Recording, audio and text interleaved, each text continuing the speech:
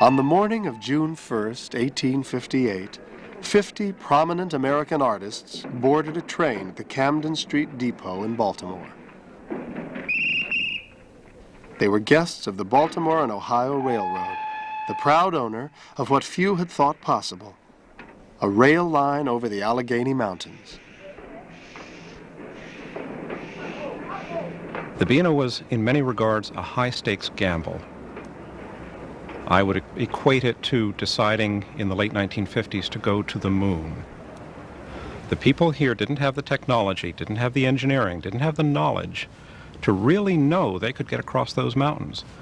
Deciding to do that was an act of faith and courage, as much as a hard-headed business decision.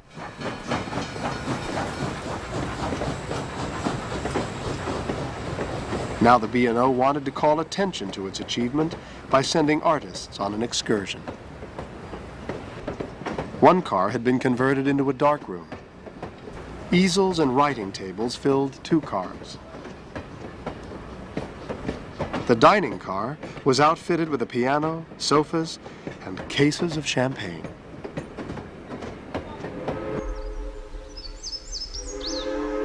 Officials encouraged the artists to stop the train any time so they could paint or photograph whatever impressed them. This is the first time in this country anything like this had ever been done. And the railroads were looking around for ways to increase their visibility to get business. We didn't have advertising agencies then. We didn't have any of these modern notions of shaping public opinion. The railroad, I suppose, was trying to exploit these artists. The artists apparently didn't feel exploited at all. They thought they were taking advantage of the railroad. It cannot be that the brightest, busiest, and freest people on earth who have built this vast temple to civilization in the western wilderness will ever rest until the work is crowned by the ennobling hand of art. David Hunter Strother. Among the artists was David Hunter Strother of Martinsburg, Virginia. Strother had studied art in New York and Europe, painted portraits to support himself, then returned home broke and despondent. He abandoned painting and began writing and illustrating travel stories for Harper's Magazine under the pen name Port Crayon. The stories were immensely popular, and Strother soon became one of the highest paid writers in America. As the train commenced ascending the mountain, a number of the excursionists took their seats on the front of the cowcatcher for the purpose of obtaining a better view of the grand scenes which were opening before them. The groups of lofty firs near at hand, the silvery streamlets flashing through somber thickets of evergreen, the gorgeous bouquets of azalea and mountain honeysuckle that recalled the luxuriance of the tropics.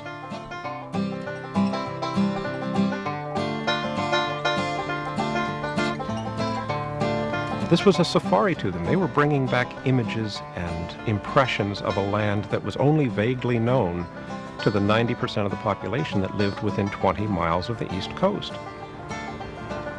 What they came back with were a series of photographs and sketches, paintings, drawings that showed the wilderness being opened by the railroad.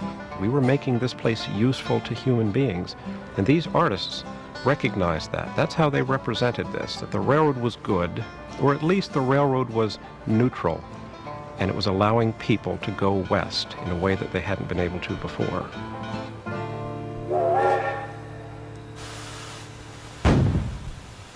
"380 miles from Baltimore, the train pulled to a stop at Wheeling, where the artists were greeted with cannon fire and taken on a tour of the town.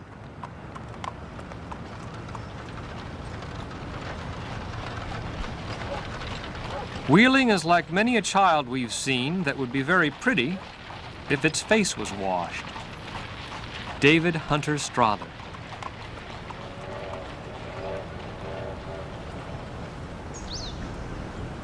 It was a town that had a dichotomy of society. There was a very high society who lived in grand homes. Some had slaves as house servants. And so people were living very well, going to theater, going to concerts, going to scholarly lectures. They were enjoying the finer things of life. But that was only a select group in the community. And then there was the other side of the coin, the laborers and the wagoneers who drank a lot, who fought a lot, the people who did not have much money and worked so hard, were ill, led what we would consider miserable lives.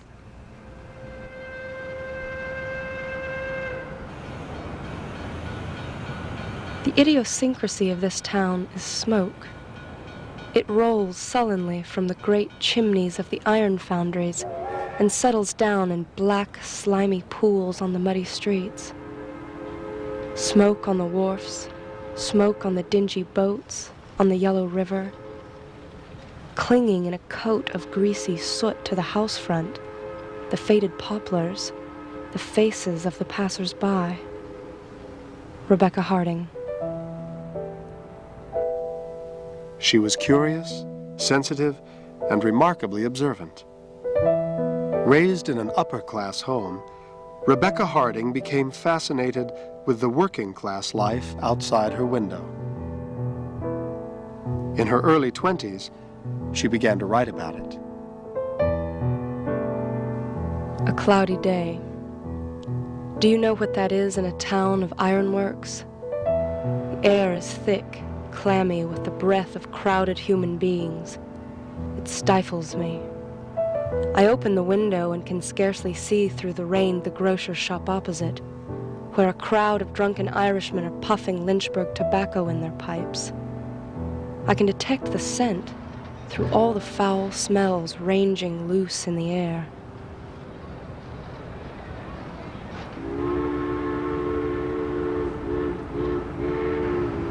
In her steel-ribbed corsets and dragging skirts, Harding explored Wheeling's gritty industrial district where thousands of Irish, Welsh, and German laborers toiled.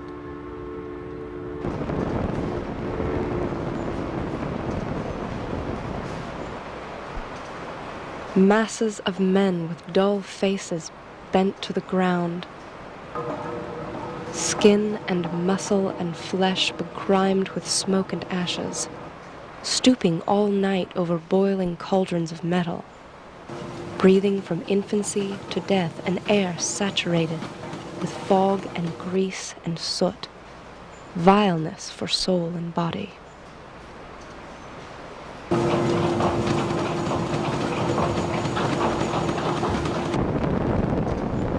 Harding's story, Life in the Iron Mills, published in the Atlantic Monthly, shocked readers across the country. It was the first time that an American writer had portrayed industrialism in such realistic terms. Southerners claimed it showed that working conditions in northern factories were worse than those on plantations.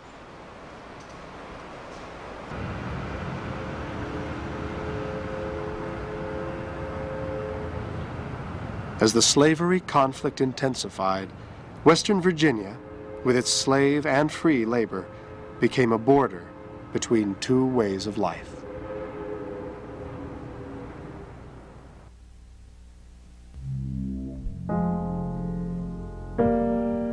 On a warm spring day in 1859, Rebecca Harding saw a gaunt man walking down a street in Wheeling. His eyes fixed and lips moving, she noted, like a man under the influence of morphia.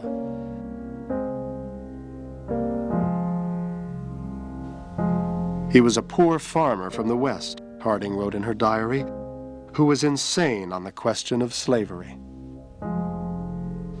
A few days later, the man left town, heading east.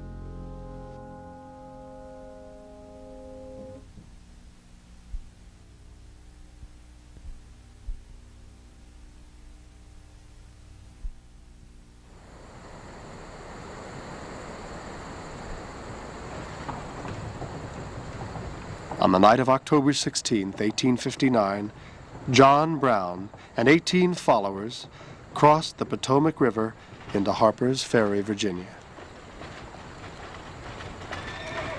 There they easily seized the federal armory and arsenal, took a half-dozen prisoners, then barricaded themselves in the arsenal engine house.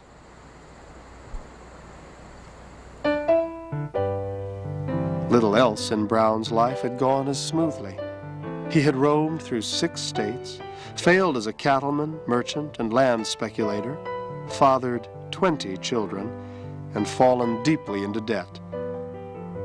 Yet Brown felt God had given him a special mission. John Brown came to Harper's Ferry because of the United States Armory and Arsenal. There were 100,000 weapons stored in 2 arsenal buildings here at Harper's Ferry. Brown intended to utilize those weapons to bring about an end of slavery throughout the South. And Harper's Ferry would be the beginning of that liberation. Brown had convinced himself that he was an instrument of God, that he had been sent here by Jehovah with the Bible as his creed to declare war against slavery. Just after midnight, Brown's men killed Hayward Shepard, a free black who worked for the railroad. At dawn, they seized 24 armory workers as they reported for work. But then, Brown let a train from Wheeling pass through town, and its conductor quickly spread the alarm.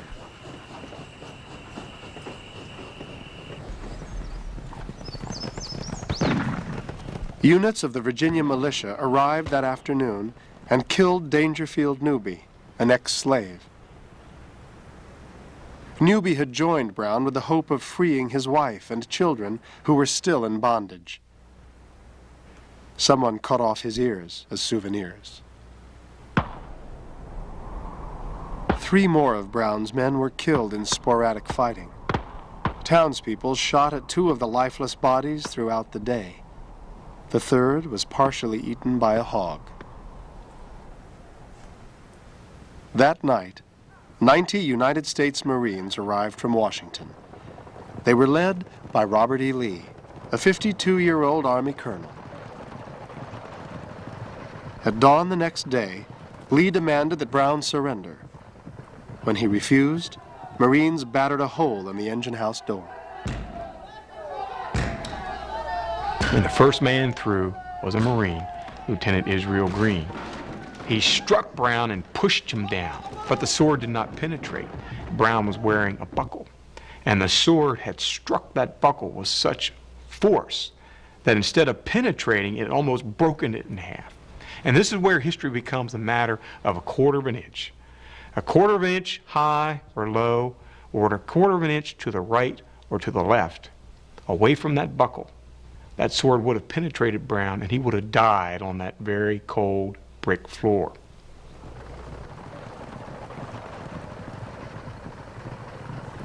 Lieutenant Green clubbed Brown unconscious, and his small army surrendered.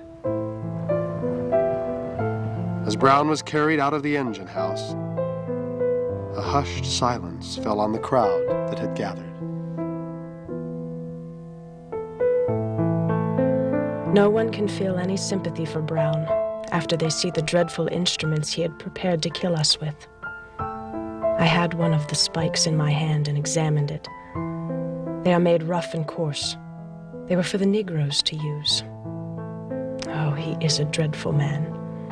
May the Lord have mercy on him, for man cannot. Molly Hansford. The death toll of the raid was 16, including 1 Marine and 2 of Brown's sons.